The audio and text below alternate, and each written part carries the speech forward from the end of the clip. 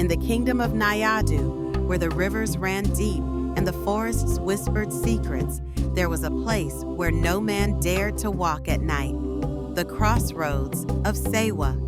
It was said that when the moon was high, a woman would appear, cloaked in the finest kente, her skin glowing like polished ebony, her voice as sweet as honey.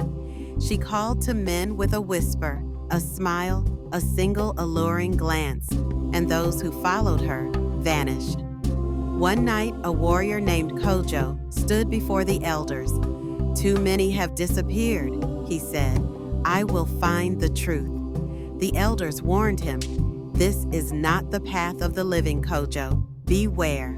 But Kojo, strong and fearless, only gripped the charm around his neck, a sacred talisman, blessed by the village priest. As the night deepened, Kojo reached the crossroads. The wind carried the faint sound of anklets jingling, and then she appeared, Sewa. Her kente wrapper shimmered in the moonlight. Her golden bangles clinked softly as she moved, her feet barely touching the ground. She smiled. "Are you not afraid?" she whispered. "I do not fear the night," Kojo replied. "Then follow me," she said, her voice like silk. Kojo followed, but his grip tightened on his talisman. As they walked, the air grew thick. The trees twisted into dark shapes. Shadows danced unnaturally. Then she stopped. "Do you know my name?" she asked, her voice no longer sweet. "You are Sewa," Kojo said. "No," she whispered, stepping forward.